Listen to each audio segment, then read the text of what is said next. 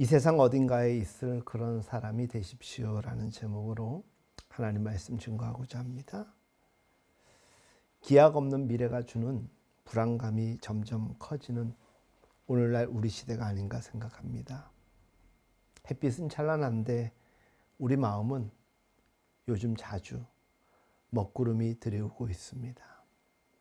그러나 아무리 어렵다 그리고 난감하다 하여도 우리의 삶은 지속됩니다. 바람이 그치기를 기다리다가는 씨를 뿌리지를 못합니다. 구름이 그치기를 기다리다가는 거두어 들일 수가 없습니다. 이것은 잠언에 기록된 지혜입니다. 이런 말씀들은 하나같이 우리의 삶의 엄중함을 우리에게 알려주는 것입니다. 결코 만만치 않다라는 것. 그럼에도 불구하고 우리는 살아낼 수 있다라는 또한 소망의 희망을 우리에게 보여주곤 하죠. 사람들이 근심과 걱정이 없는 세상에 대한 동경, 꿈을 꾸곤 합니다. 그래서 예로부터 유토피아, 상그릴라, 엘도라도, 무릉도원과 같은 것들에 대한 그림을 그리고 그걸 이상적으로 바라보며 현실의 삶 속에서 다름박질하곤 하죠. 이것이야말로 우리의 삶이 힘겹다라는 것에 대한 반증이 아닐까 생각합니다. 잘 생각해 보십시오. 태어남이 있으면 죽음이 존재합니다. 빛이 있으면 그늘이 존재합니다. 근심과 걱정이 있기에 기쁨이라는 것이 우리에게 가치 있게 누려지는 것이죠. 이 양단의 표현들은 사실 다른 것 같지만 한 짝인 것입니다.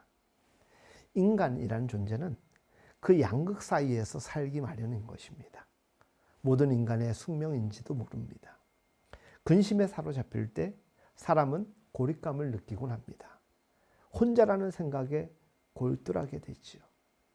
그래서 그 혼자라는 터널에 들어가면 뛰어나오기가 어렵습니다. 그리고 그 속에서 점점 기쁨을 느끼게 되는 것이죠.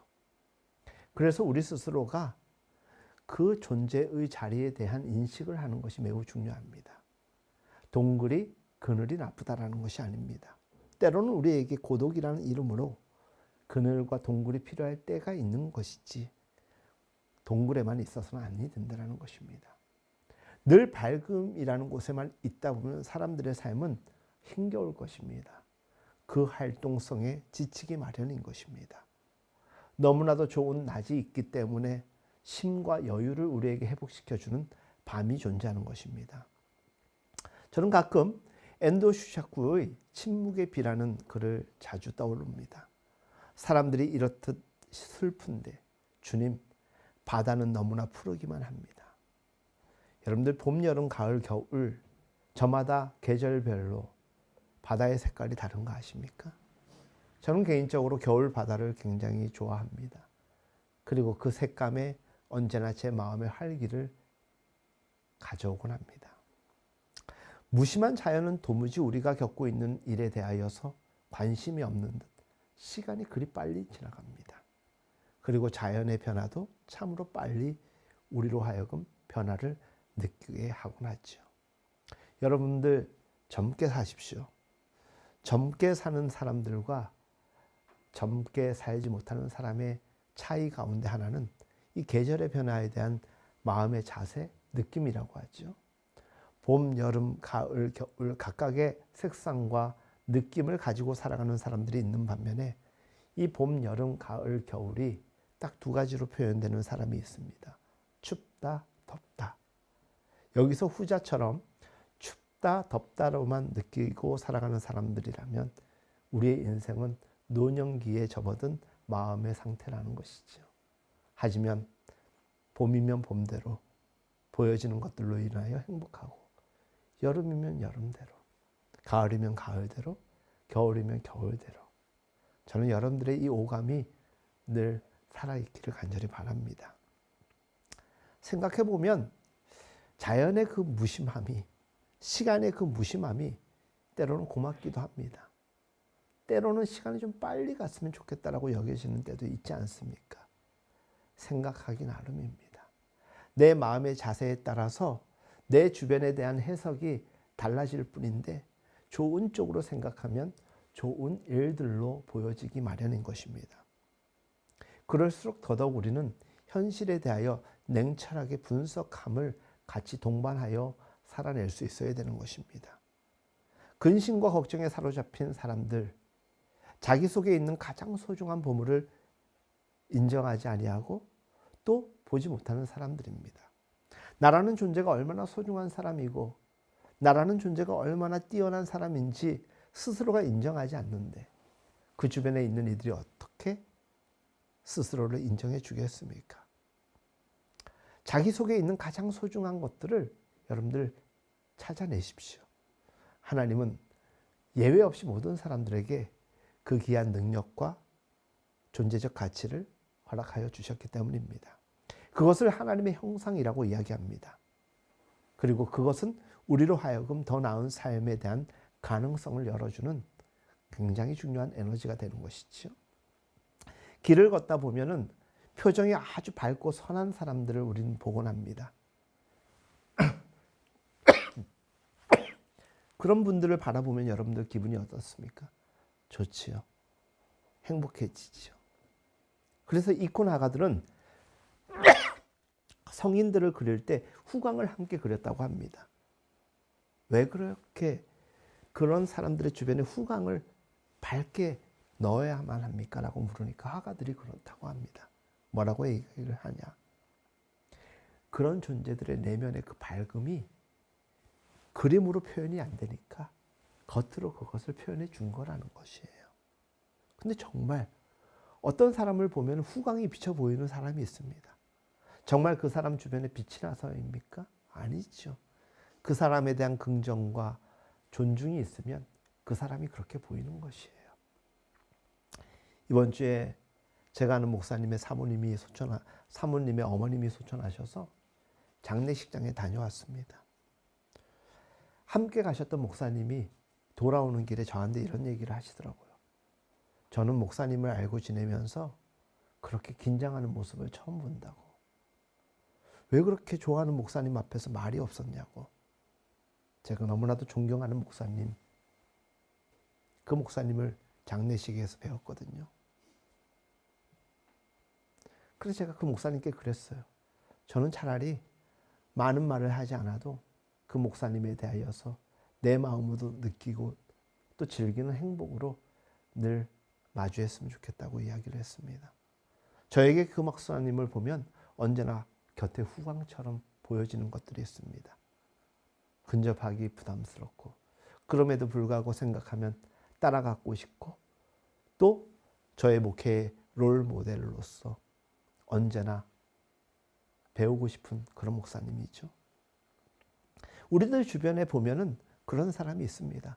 보기만 해도 행복을 주는 사람. 그런 이들의 공통점은 속으로부터 흘러나오는 빛이 있다는 것입니다. 그것을 인격이라고 이야기하기도 하고 성품의 능력이라고도 이야기합니다.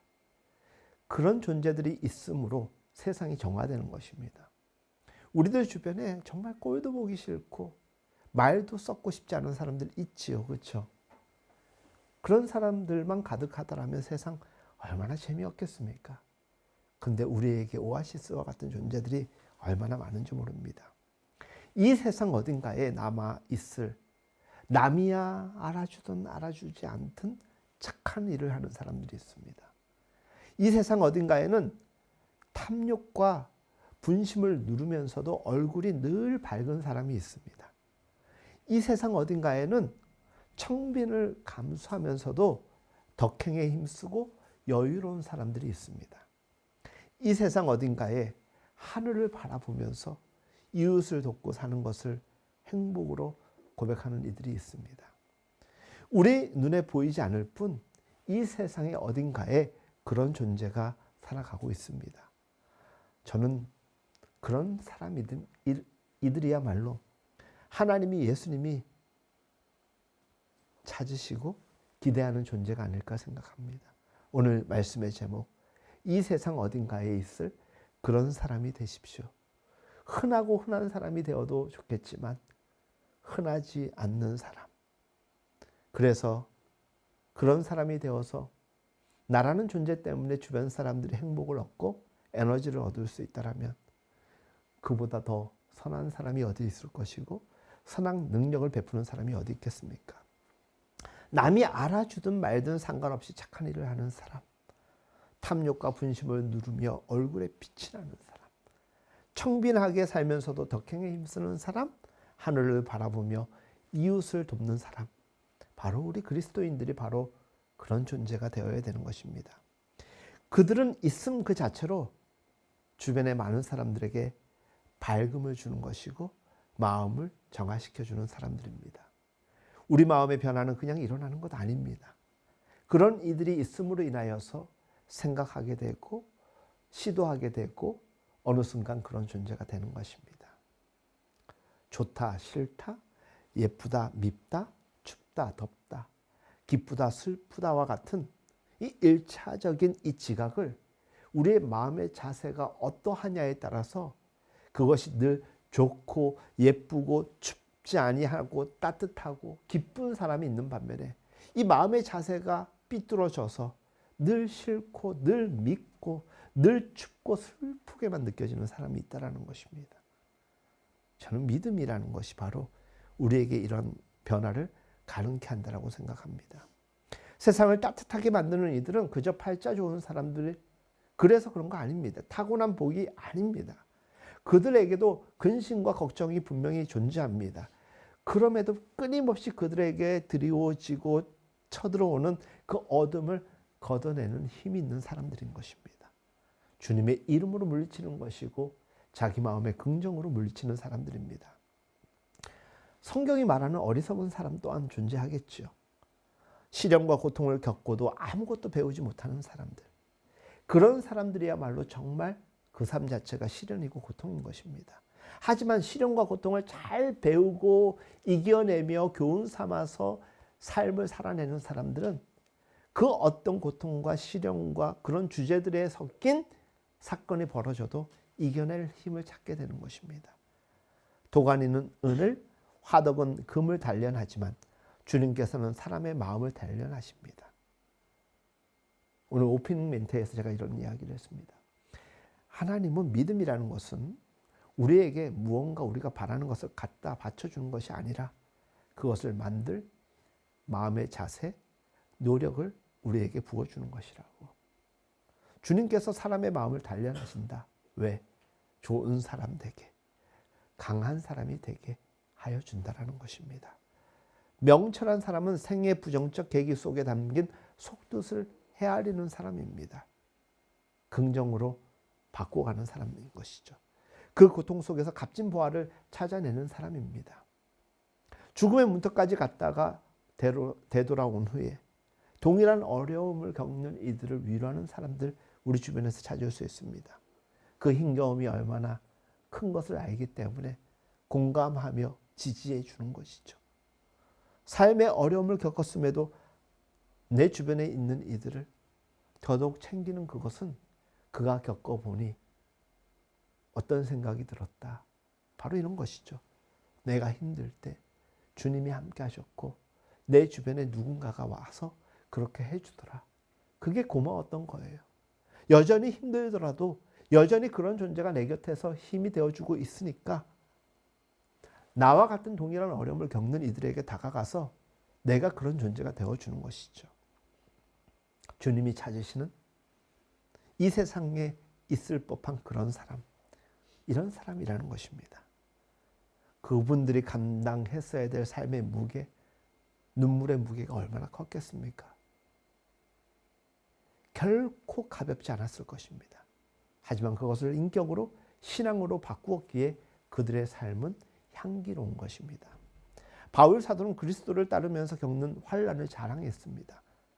여러분들이 잘 알고 들었던 로마서 5장 말씀, 환난은 인내를 낳고 인내는 단련된 인격을 낳고 단련된 인격은 희망을 낳을 줄을 내가 믿는다라는 것입니다. 환난, 인내, 단련된 인격 그리고 희망이라는 것, 이것은 일련의 흐름입니다. 이런 과정을 통하여서 얻게 되는 결과물이라는 것입니다. 결코 저절로 나타나는 것, 얻게 되는 것 아닙니다. 주님의 은총의 빛을 받을 때 우리가 그러한 것들 가능해진다는 것입니다. 환난을 희망으로 바꾸어내는 일이야말로 믿음의 신비입니다. 여러분들, 환난이라는 것이 눈 깜짝할 사이에 희망이 되어버리면 세상 사람들은 그것을 신비라고 이야기합니다. 하지만 그리스도인은 더더욱 분명하게 느끼게 됩니다. 무엇을? 환난과 희망 사이에는 눈물과 좌절과 고통과 아픔이라는 것을 시간 속에서 맞이하게 되는 것이고, 그 과정이 지나면서 그것이 기쁨이 되어가고, 그것이 여유가 되어가고 평화가 되어간다는 것. 절대로 나에게 있어서 희망이라는 것은 올 수 없을 것이고 평안과 행복은 오지 않을 것 같은데, 내가 하루하루 눈물을 흘리면서 고통 속에서라도 잘 인내하고 이겨나가다 보니까 바로 그런 날이 왔구나. 그게 신비한 거예요. 도깨비 방망이처럼 무언가가 바뀌는 게 신비가 아닌 것입니다. 이 보장할 것 없는, 이 연약하고 하찮은 우리라는 존재가 놀랍게도 강력한 사람이 되는 것, 그게 하나님의 사람에게 주시는 마음이고 변화인 것입니다. 이스라엘의 지혜자는 잠언 15장에서 이렇게 말합니다. 고난받는 사람에게는 모든 날이 다 불행한 날이지만 마음이 즐거운 사람에게는 모든 날이 어떤 날이다? 오늘 본문에서 우리가 읽었죠? 잔칫날이라는 것이에요. 우리 인생이 늘 잔치를 다른 말로 축제라고 이야기한다면 늘 축제와 같이 삶을 즐기는 사람이 되십시오. 행복한 사람이라는 것입니다. 그 축제는 좋은 일이 있어서만 축제가 아니라 슬프지만 그 가운데서 기쁨의 닷을 향하여 달려가는 것이죠. 객관적으로 보면 그런 대로 살만한데도 스스로 불행하다라고 여기는 이들이 얼마나 많은지 몰라요. 분에 겨워 사는 사람들, 감사하지 아니하고 여전히 불평과 불만과 욕망에 사로잡힌 사람들. 그들은 불평의 렌즈 그리고 선망의 렌즈를 끼고 세상을 바라봅니다. 렌즈를 바꾸지 않는 이상 절대로 그들은 행복해질 수가 없습니다. 그들의 불행의식은 그저 지속될 뿐입니다. 욕망이라는 게 얼마나 무서운지 아십니까? 저거 있으면 내가 행복해지겠지? 근데 그거 3일, 5일 못 갑니다. 또라는 것에 또 욕망하기 마련입니다. 반면에 아주 어렵게 살면서도 유쾌하게 즐겁게 사는 사람들이 우리 주변에 있을까요? 있습니다. 그들의 일상을 한번 지켜보십시오. 그들은요, 큰 것을 가지고 있기 때문에 그런 것 아닙니다. 모든 것이 나에게 주신 선물이라고, 그것이 하나님이 내게 주신 은혜라고 고백하는 것이에요. 오늘 우리가 함께 불렀던 은혜라는 찬양, 당연한 것 아니라 은혜였으라는 거예요. 내 주변에 고마운 사람들, 내가 누리는 것들 하나님의 은혜였다라는 것이에요. 그런데 불평불만 많은 그리스도인들조차도 하나님 앞에 그것을 감사와 은혜라고 고백하지 아니하고 여전히 하나님께 투정하고 자기가 희망하는 것을 기도함에 끝장을 보려고 하는 이들이 있습니다.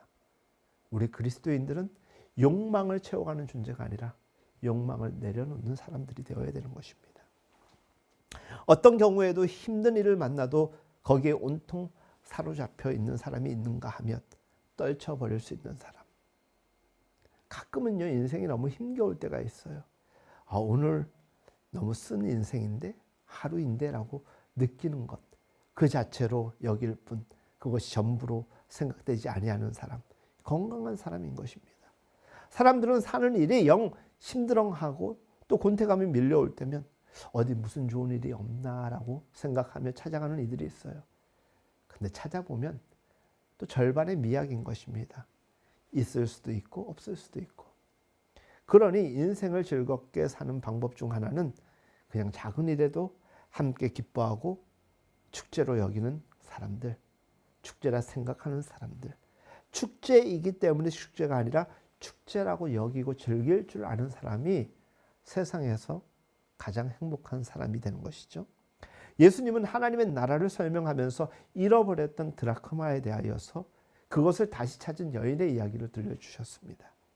여인은 불을 밝히고 온 집안을 누비면서 찾습니다.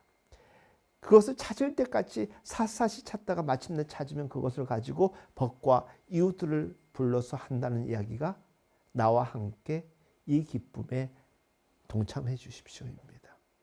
정말 좋은 사람, 정말 행복한 사람은 그 기쁨 또한 나누는 사람입니다.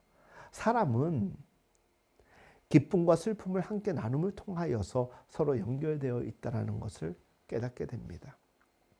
이런 공감과 연대를 바로 사람들의 따뜻한 공동체의 힘이라고 이야기하는 것입니다. 즐겁게 살기 위해서는 법들과 그리고 이웃들과 주변에 있는 이들과 삶을 맞닿도록 늘 공유할 수 있어야 되는 것입니다. 좋은 사람들과는요, 기쁨도 나누십시오. 슬픔도 나누십시오. 그리고 힘들 때는 기댈 수도 있어야 되는 것이고, 감사하고 넘쳐날 때는 나눌 수도 있어야 되는 것입니다. 정말 행복한 사람들의 관계는요, 기쁘고 감사한 일이 있으면은 내 것조차도, 내가 얻은 것조차도 한없이 베풀 수가 있어야 되는 것이에요. 내가 정말 이들의 좋은 이웃이고 벗이라면 그들의 한없이 나에게 기대려고 하는 그 무게감을 감당할 수 있는 여유가 있습니다. 왜? 사랑하니까, 소중하니까. 사람들이 자기 일상을 잔칫날로 경험하지 못하는 까닭, 여러분들 무엇이라고 생각합니까? 여러 가지 이유가 있겠지만 오늘 말씀을 통하여서 이 욕망이라는 것이 상향 평준화된 것 때문 아닐까 생각합니다. 여러분, 자본주의 체제는 끝없는 불만족을 우리에게 만들어냅니다. 여러분들 우리 살아보니까 그렇지 않습니까? 어릴 적에 사소한 것 그거 어른 돼 보니까 별거 아닙니다. 어릴 적에는 그거 있으면 너무 행복할 것 같은데 커서 이제는 1000개, 10,000개 살 수도 있는 이 정도 되니까 그것 때문에 행복합니까? 아니지 않습니까? 욕망이라는 것은 그저 우리를 상향 평준화시킬 뿐입니다. 자본주의 체계는 끝없는 불만족을 우리에게 만들어낼 뿐입니다. 그래서 무엇이 있고 무엇이 없음이 우리에게 존재의 행복의 유무가 아니라는 것입니다. 일찍이 성 어거스틴, 속세의 희망을 끊고 오로지 하나님을 찾는 삶을 추구한다고 하면서도 세상 재미를 떨쳐버리지 못하는 자신의 삶을 그리고 진정한 행복을 피하면서 찾는 것이라고 정리하였습니다. 사람들은 다른 이들의 평가나 시선에 아주 예민합니다. 사람들은 자기를 꾸미는 일에 시간과 돈을 많이 할애합니다. 이유는 하나입니다. 무시당하고 싶지 않은 것입니다. 무의식적 바람 때문인지 모르겠지만 사람들은 자꾸 그런 것을 추구합니다. 그것을 우리는 허세라고 이야기를 합니다. 아무것도 없는데 있는 것처럼 하는 것. 이것을 포기하거나 내려놓을 수 있는 사람이 지혜로운 사람입니다. 무한 경쟁의 굴레에 갇히는 순간 만족감이라는 것은 자취를 감출 뿐이고 오히려 결핍감이 우리를 더 확대시킬 것입니다. 거기에 사로잡히면 인생 자체가 피곤해집니다. 이전에 비해서 많은 것을 누리고 살면서도 스스로 불행하다고 여기는 사람들은 이 굴레에서 벗어나지 못하고 있기 때문입니다. 끝까지 그저 비교의식에 사로잡혀가지고 만족하지 못하고 불평하다가 끝나는 삶인 것입니다. 자존감이 낮은 사람일수록 인정 욕구가 강하지요. 다른 이들의 애정에 지나치게 집착할 뿐입니다. 반면에 또 자존감이 아주 강한 사람은 상처를 잘 받고 시기심에 사로잡힐 때가 참 많습니다. 그러니까 자존감이라는 것도 너무 높아도 안 되고 너무 낮아도 안 됩니다. 그리고 자존감이라는 것은 나에게 가지고 있는 어떤 특성한 능력과 가치의 상승만을 가지고 높여지는 것이 아닌 것입니다. 이 또한 주변과 잘 이렇게 엮여 있는 것이라고 할 수가 있는 것입니다.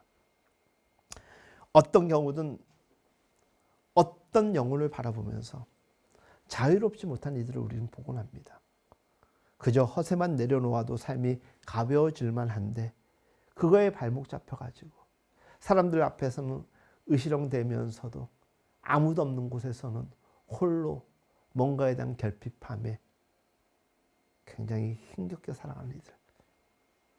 오늘 잠언 15장 16절 17절 재산이 적어도 주님을 경외하며 사는 것이 재산이 많아서 다투는 사는 것보다 낫다. 서로 사랑하며 채소를 먹는 삶이 서로 미워하며 기름진 소고기를 먹고 사는 것보다 낫다라고 나와 있습니다.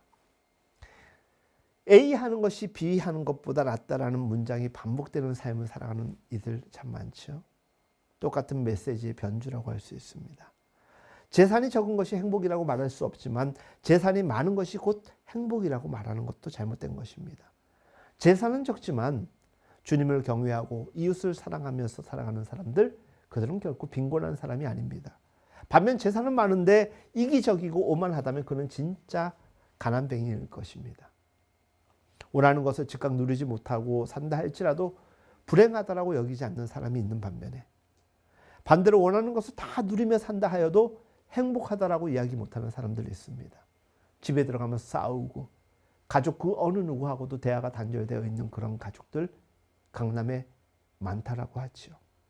누릴 걸 다 누리면서도 얼굴에 독살이 박힌 사람들이 있습니다.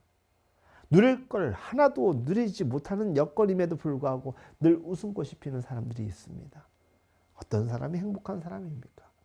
어떤 사람이 주님이 찾으시는 사람이고 그런 사람이 되기를 하나님이 바라시겠습니까? 사람들을 무시하고 함부로 대하는 사람들, 가련한 사람들, 내가 있다라는 것으로 인하여서 사람들에게 있어서 의시렁대려고 하는 사람들, 지인은 행복한지 모르겠지만 그 사람들 때문에 주변은 다 행복하지 않은 것입니다. 심지어 그들의 가족조차도. 그들에게는 생명의 향기가 없습니다. 지속성이 없습니다. 영혼이라는 것은 없습니다. 재산이 많거나 적으나 하나님을 경외하는 사람들, 이웃을 사랑하는 사람들이야말로 늘 변함없는 지속 가능한 행복의 길을 걷는 사람이라는 것입니다. 사람의 사람됨은 자기 삶이 사랑의 빛임을 알아차리는 데 있습니다. 그래서 오늘 우리의 찬양 은혜, 모든 것 당연한 것 아니라 하나님의 은혜라는 것이에요. 그래서 그 은혜를 경험했기 때문에, 나에게 좋은 사람을 붙여주셨기 때문에, 나에게 좋은 것을 감사할 수 있는 것을 주셨기 때문에 내가 그것을 누군가에게 또 다른 행복과 기쁨을 마련해 주기 위하여 하나님의 이름으로 선물하는 것입니다. 사람이 함께 산다는 것은 얼마나 아름다운 일인지 모릅니다. 근데 반면에 사람이 함께 산다는 것만큼 얼마나 힘겨운 건지 모릅니다. 사람 때문에 너무 행복할 때가 있잖아요. 그렇죠? 사람 때문에 막 지치고 짜증날 때도 얼마나 많은지 몰라요.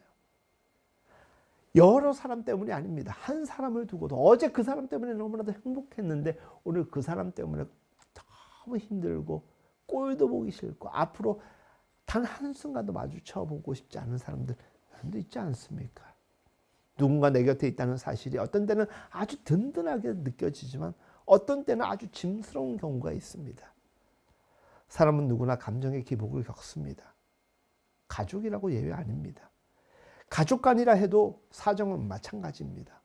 보통 때는 아주 너그럽게 받아주던 일도 내가 지치고 힘들고 누군가에게 상처받으면 도저히 용납할 수 없는, 그래서 다툼이 일어나는 경우가 많습니다. 어쩌면 가족 간의 관계가 제일 어려운지도 모릅니다. 쉽게 풀릴 것 같은데 가장 오랫동안 풀지 못하는 그런 관계도 바로 가족 간의 관계이기도 합니다. 집에서는 바깥에서 쓰고 있던 가면 뭐 어떤 것입니까? 이 사회적 자아를 벗어 던지고 편히 쉬고 싶은데 그 마음을 몰라주면 원망의 말이 터져나오는 것이죠. 내가 밖에서 얼마나 힘들게 살다가 왔는지 아냐고. 좀 내버려두라고. 그런데 사실은 다 그렇게 살다가 들어온 곳이 바로 저녁에 한상에 앉은 가족이라는 이름입니다. 저도 그렇지만 여러분들도 그럴 것입니다. 사는 동안에 우리 참 많은 사람들 만납니다. 사사건건 분쟁을 일으키는 사람도 있고요. 그 분쟁을 그치게 하는 사람도 있습니다. 속에 화가 많은 사람일수록 분쟁을 일으킬 소지가 많겠죠. 여러분들은 어떤 존재입니까? 그들은 자기들의 말이 경청되지 않는다고 속상해합니다. 자기들의 아픔과 상처를 알아주지 않는다라고 하여 상대방에게 화를 내는 경우도 많습니다. 근데 믿음의 사람은 마음이 넓은 사람입니다. 여유가 있는 사람, 품이 넓은 사람, 그것이 바로 우리가 자주 사용하는 샬롬, 에이렌의 평안이라는 것입니다. 그러기 위해서는 어둠에 이끌리는 우리의 마음을 자꾸만 하나님께로 가져가야 합니다. 여러분들 오늘 예배당에 오신 분들 가운데서 하나님께 예배하기 위하여 오신 분도 있겠지만은 오기 싫은데도 불구하고 이유 없이 끌려오는 심정이거나 무의식적으로 온 이들도 있을 수 있어요. 그럼 이렇게 오늘 생각하십시오. 하나님께서 나를 예배당으로 인도하신 이유가 분명히 있을 것이다. 내가 찾는 이유가 있다라면 하나님이 찾으시는 이유도 있기 때문에 이 예배라는 것, 그리고 그 예배 속에서 진행되는 찬양, 기도, 말씀, 여러 가지 우리의 신앙의 행위들은 우리가 하나님을 향하여서 몸부림치는 것일 수도 있고, 하나님의 요청에 의해서 우리가 수동적이라 할지라도 몸부림쳐야 될 때도 있는 것입니다. 하나님은 우리를 지금 이곳으로 인도하셨습니다. 그리고 우리로 하여금 오늘 이 예배를 통하여서 우리가 가져가야 될 것들, 품어야 될 것들에 대하여서 던져주고 계십니다. 사랑하는 여러분, 이 세상에 어떤 사람도 아픔 없는 사람 없고 상처 없는 사람 없습니다. 하지만 그것을 노래로 바꾸는 것, 축제로 변화시키는 것이 믿음이고 믿음의 사람입니다. 18세기 유대교의 랍비인 코츠거는 이렇게 말합니다. 슬픔에 잠겨있는 자에게는 세 가지 길이 열려있다. 슬픔에 잠겨있는 이들에게는 세 가지 길이 열려있다. 잘 들어보십시오. 사다리의 첫 단에 서 있는 자는 운다. 보다 높은 단에 서 있는 자는 잠잠하다. 그러나 맨 윗단에 서 있는 자는 슬픔을 노래로 바꾼다.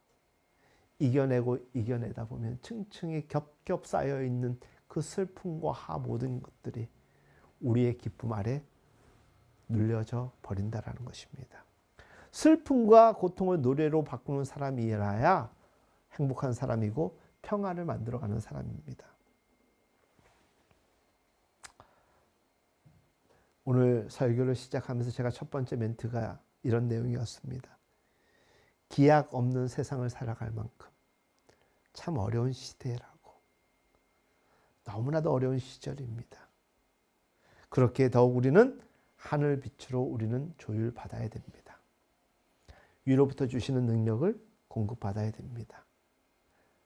이 세상 사람들이 모두 힘들다라고 포기하고 있는 이때에 이 세상 어딘가에 있을 하나님이 바라시고 찾으시는 그런 사람이 우리 믿는 그리스도인들로 채워져야 되는 것입니다. 믿는다 하면서 하나님을 신뢰하지 못하는 이들, 성령을 슬프게 하는 사람들입니다.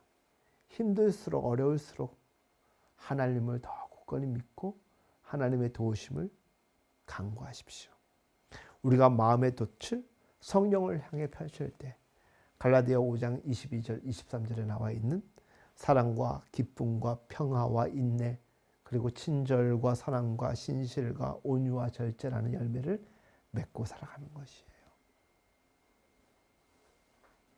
기다리다 보면 되겠지가 아닙니다. 기다리면서 최선을 다하는 삶. 그런 사람들이 행복을 일궈가는 사람들인 것입니다. 가장 가까운 곳에 있는 이들과 더불어서 가장 행복한 우리가 되었으면 좋겠습니다. 그게 바로 가정의 달, 가정주의를 지키는 오늘, 가정으로 가족으로 만난 우리가 서로에게 던지는 메시지이자 보여줘야 될 삶인 것입니다. 어려운 삶 속에서도 삶을 즐길 줄 아는 강인함을 우리가 키워갔으면 좋겠습니다. 저는 그것을 믿음이라고 생각합니다.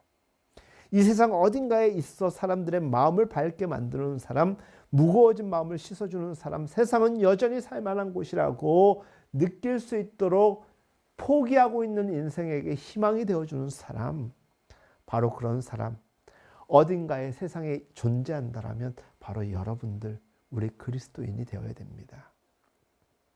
이 세상에 어딘가에 있을 그런 사람, 바로 예수님을 믿는 사람들, 그 정도 되어야 되는 것 아니겠습니까? 이 아름다운 소명을 기쁘게 감당하는 우리 모두가 되었으면 좋겠습니다. 특별히 가정의 달을 맞이하여서 여러분들 한 사람 한 사람 때문에 우리의 가족들, 가정이 그리고 믿음의 가족된 우리 교회가 더 행복한, 그리고 세상에 가족되고 가정된 우리 그리스도인들로 인하여 이 땅에 살아가는 모든 하나님의 가족들이 회복되어지고 평안을 누리게 될 수 있기를 예수님의 이름으로 축복합니다. 우리 이 시간